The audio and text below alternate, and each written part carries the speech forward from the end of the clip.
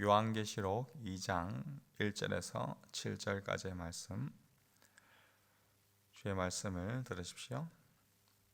에베소 교회의 사자에게 편지하라. 오른손에 있는 7별을 붙잡고 7금 촛대 사이를 거니시는 이가 이르시되, 내가 네 행위와 수고와 내 인내를 알고 또 악한 자들을 용납하지 아니한 것과 자칭 사도로 하되 아닌 자들을 시험하여 그의 거짓된 것을 네가 드러낸 것과 또 네가 참고 내 이름을 위하여 견디고 게으르지 아니한 것을 아노라. 그러나 너를 책망할 것이 있나니 너의 처음 사랑을 버렸느니라. 그러므로 어디서 떨어졌는지를 생각하고 회개하여 처음 행위를 가지라. 만일 그리하지 아니하고 회개하지 아니하면 내가 네게 가서 내 촛대를 그 자리에서 옮기리라. 오직 내게 이것이 있으니 네가 니골라당의 행위를 미워한도다. 나도 이것을 미워하노라. 귀 있는 자는 성령이 교회들에게 하시는 말씀을 들을지어다. 이기는 그에게는 내가 하나님의 낙원에 있는 생명나무의 열매를 주어 먹게 하리라. 아멘. 네, 오늘부터 이 7교회에 보내는 편지가 나오고 있습니다. 7이라는 숫자는 완전수를 나타내기 때문에 이 지상에 있는 모든 교회를 암시한다고 볼 수 있습니다. 7교회는 모든 시대의 교회를 또한 대표하고 있고, 이 소아시아에 있는 7교회에 보내진 편지이지만 이 편지는 과거와 지금 또 동양이나 서양 이 동서고금을 막론하고 모든 교회를 위해 쓰여진 편지로 이해하는 것이 좋습니다. 특정 교회를 향해서 전달되었지만 동시에 이 특정 그 상황을 초월한 영적인 진리를 담고 있기 때문에 시대를 초월하여 지금의 우리 교회 또 우리 공동체에 주는 메시지로 받아들이는 그러한 지혜가 필요합니다. 오늘 먼저 이 보낸 지역은 이 에베소 교회에 보낸 편지인데요. 에베소에 있는 교회를 잘 알기 위해서는 에베소라는 지역에 대해서 우리가 조금 알 필요가 있습니다. 에베소는 소아시아 지역에 있는 가장 으뜸가는 도시였습니다. 에베소는 이 항구 도시였고, 이곳에서 출발하는 활발한 교역로가 한 3개나 있었습니다. 또한 동시에 당시는 이 육상 교통이 제대로 발달하지 않고 대부분 이 배에 실어서 바다 위로 운송이 되었기 때문에 이 좋은 항구를 끼고 있는 도시가 자연스럽게 이 상업이 발달했고 또한 경제가 발달했습니다. 이 경제가 발달했다는 것은 많은 사람들이 오고 갔던 지역이었고, 그러므로 또한 행정적으로도 정치적으로도 매우 발달한 도시라고 할 수 있습니다. 그리고 사람이 많다 보니 사람의 만족을 채워주는 종교나 또 그 당시 엔터테인먼트였던 이 마술, 또 과학이라고 생각했던 그 마술들이 활발했던 도시입니다. 오늘날로 치면 이 국제도시, 사람이 많이 모이는 교통과 통신, 문화의 중심지가 이 소아시아의 에베소였다라고 할 수 있습니다. 바울은 이러한 에베소의 두란나 소원에서 2년이 넘는 기간 동안 복음을 전파했습니다. 그리고 유대인이든 헬라인이든 다 주의 말씀을 들었던 지역이 에베소 지역입니다. 사도행전에 보면 미신에 빠져 마술을 행하던 많은 사람들이 하나님께로 돌아와서 그 많던 그 마술책을 불살랐던 곳이기도 합니다. 당시 과학과 예술의 최고봉이라 할 수 있었던 마술보다 이 하나님의 말씀을 더 가까이 하고 그들이 하나님 앞으로 돌아왔던 곳이 에베소 지역입니다. 이렇게 시작된 에베소 교회, 특히 하나님의 말씀을 받아 기록하고 있던 이 사도 요한에게도 특별한 지역입니다. 바울이 이 에베소 교회를 개척한 뒤에 디모데와 또 사도 요한이 목회하던 곳도 바로 이 에베소 교회였습니다. 2, 3세기에 기록된 초대교회의 글들에 의하면 사도 요한이 이 에베소에서 목회를 하였고 아주 나이가 많을 때까지 말씀을 가르쳤다고 전하고 있습니다. 그런데 그의 설교의 주제는 항상 이 형제들아 서로 사랑해라 라는 것이 그의 주제였습니다. 왜 사도 요한은 이 에베소 교회를 향하여서 항상 사랑을 강조했을까요? 오늘 본문을 보면 힌트를 찾을 수가 있습니다. 먼저 1절에 오른손에 있는 7별을 붙잡고 7금 촛대 사이를 거니시는 이가 말씀하고 있습니다. 바로 우리 주님이신 예수 그리스도를 말씀해 주고 있죠. 예수님은 어제 1장 마지막에 나오는 것처럼 7별인 교회의 사자, 즉 말씀을 가르치고 설교하고 다스리고 목회하는 자들을 이렇게 붙잡고 있었고, 또 7금 촛대, 즉 7교회 사이를 거니시고 있었습니다. 예수님은 모든 목회자와 모든 교회를 항상 붙잡고 그 사이를 거니시는 분이십니다. 항상 교회와 함께 하시는 그분이 에베소 교회를 향하여서 먼저 칭찬의 말씀을 하고 있습니다. 2절에 내 행위와 수고와 인내를 안다, 확실히 안다라는 것이죠. 에베소 교회가 한 행위는 무엇입니까? 악한 자들을 용납하지 아니하고 자칭 사도라 하되 아닌 자들, 즉 이 거짓 사도들입니다.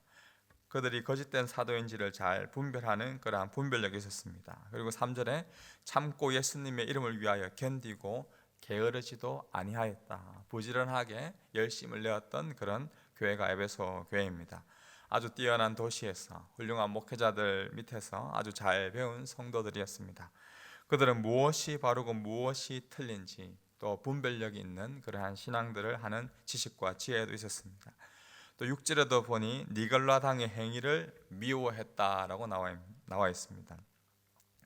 니골라 당이라는 표현은 내일 본문에 나오는 이 버가모 교회에 보낸 편지의 내용을 제외하고는 성경에서 깊이 알 수 없기 때문에 그들의 행위가 무엇인지 정확하게 알기는 쉽지 않습니다. 학자들은 이 14절에 나오는 이 발람의 교훈을 통해 니골라 당의 이 행위는 아마 우상 숭배와 음행이었을 것이다 라고 추측을 합니다.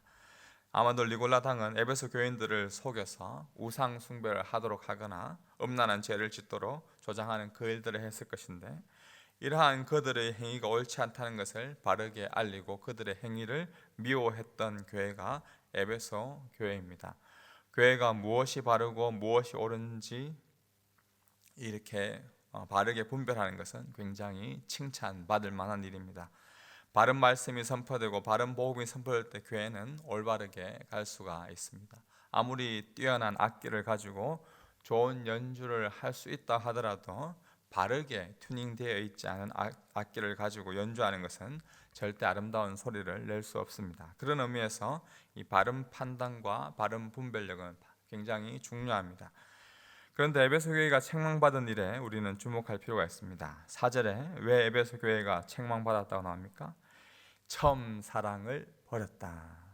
에베소 교회가 가지고 있던 처음 사랑, 하나님을 향한 사랑과 이웃을 향한 사랑, 그 사랑의 마음이었을 것입니다. 하나님을 사랑하는 마음으로 이웃을 사랑하고 그 사랑하는 마음 때문에 옳지 못하는 모습을 보고 분별하고 그들을 바르게 이끌어주는 그런 역할들을 잘 감당했던 교회가 에베소 교회입니다. 그런데 이러한 그들이 처음 사랑을 버렸다는 말은 무엇을 말해줄까요? 옳고 그름, 무엇이 맞고 틀린지를 판단하는 것을 계속해서 많이 하고 또 그것을 잘하고 전문적으로 하다 보면 자연스럽게 이것은 무슨 뜻인지 우리는 깨달을 수가 있습니다. 처음 사랑은 마치 요한복음 8장에 가늠한 여인을 데려왔을 때 예수님이 다시는 죄를 범하지 말라라고 죄에 대해서 여인에게 말씀하셨지만 동시에 나도 너를 정죄하지 않겠다라고 말하시면서 그 여인의 마음을 만져주고 용서해 주었던 것처럼 공의와 용서와 용납이 함께 있었던 것이 처음 사랑이라 볼 수 있습니다. 사랑하는 마음으로 옳고 그름을 잘 분별하면 그 사랑은 참 아름답습니다. 그러나 처음 사랑을 버리게 되면 어떤 일이 납니까? 사랑이 없이 바른 소리, 옳은 소리, 판단하는 소리만 울리게 되면 그때부터 옳은 말도 맞는 말도 상대방을 낙심하게 만들고 상심하게 만드는 것이 우리의 모습입니다. 아주 가까운 가족 간에도 사랑해서 하는 말인데 상처받지 말고 들어라는 전제를 깔고 이야기하는 대부분의 말은 꼭 상대방에게 상처를 주고 싸움을 일으키게 만듭니다.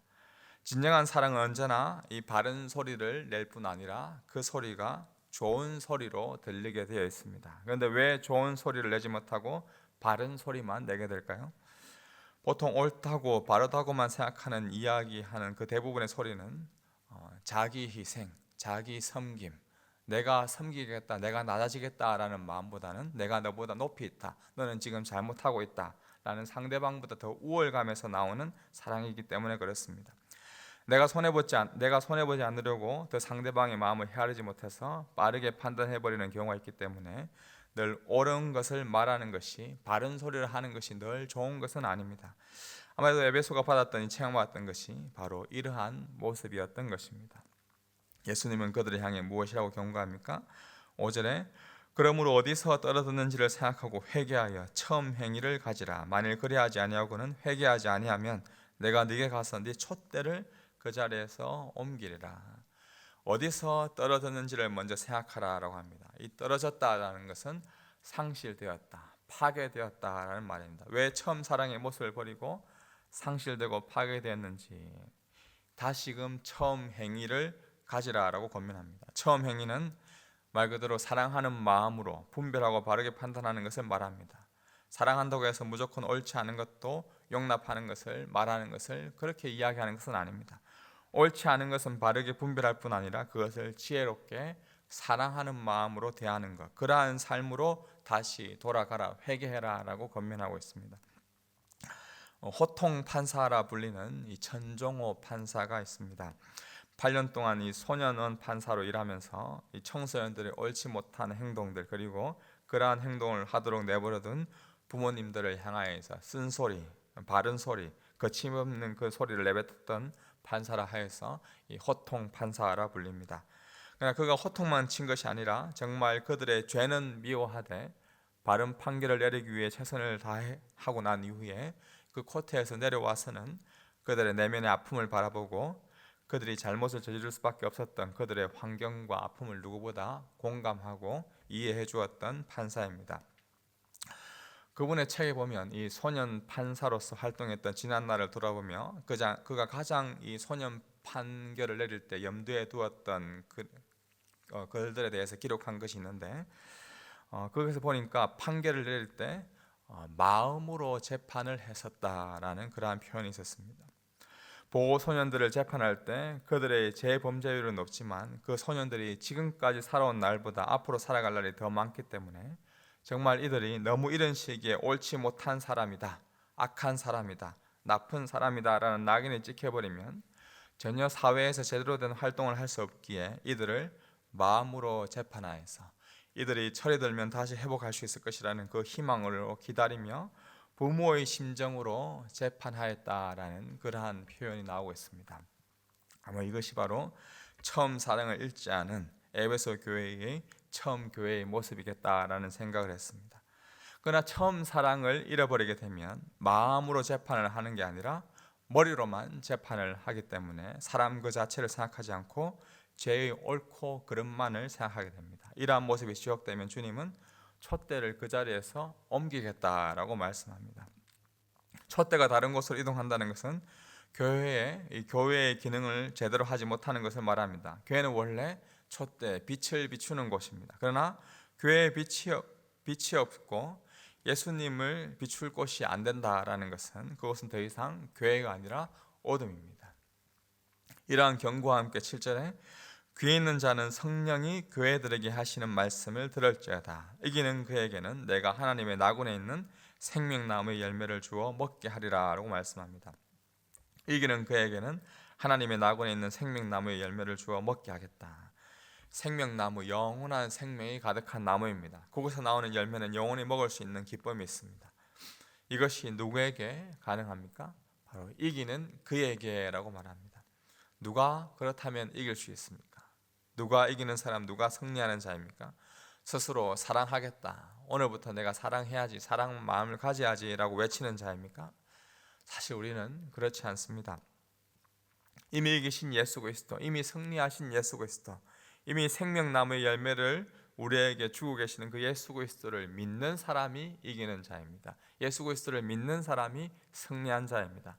하나님께로부터 난 자마다 세상을 이기느니라. 세상을 이기는 승리는 곧 우리의 믿음이다 라고 사도 요한은 요한 1서에서 말해주고 있습니다. 이미 예수 그리스도의 보혈로 우리가 세상을 이긴 존재임을 아는 것이 생명나무의 열매를 아는 자, 먹는 자입니다.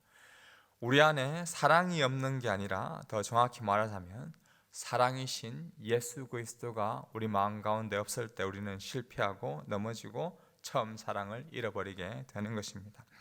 오늘도 내가 더 사랑이 많아지게 해달라라고 기도하기보다 내 안에 예수 그리스도의 사랑으로 가득 채워지도록 기도하며 나아가는 이 아침이 되기를 원합니다. 처음 사랑을 잃어버린 이유는 긍휼의 마음으로 우리를 사랑하시는 그 예수 그리스도의 사랑을 우리가 잊어버리고 우리 마음 가운데 있는 아주 얕은 인간적인 사랑, 우리의 작은 사랑으로 다른 사람을 사랑하려고 할 때 우리는 처음 사랑을 잃어버릴 수가 있습니다. 옳고 바른 소리를 내시기 위해 십자가에서 하나님의 저주와 심판을 그대로 받으신 예수 그리스도. 그러나 그 마음에는 언제나 우리를 향한 희생과 섬김의 마음이 가득하였기에 우리의 죄는 덮어주시되 자신의 의로운 옷으로 우리를 감싸주신 그 예수 그리스도, 그 사랑을 바라보십시오. 그 예수 그리스도의 사랑 앞에 나오십시오. 오늘도 그 처음 사랑을 회복하고 받은 사랑을 잘 흘러보내는 복의 통로가 되기를 주님의 이름으로 축복합니다. 우리 아까 불렀던 찬송가, 새 찬송가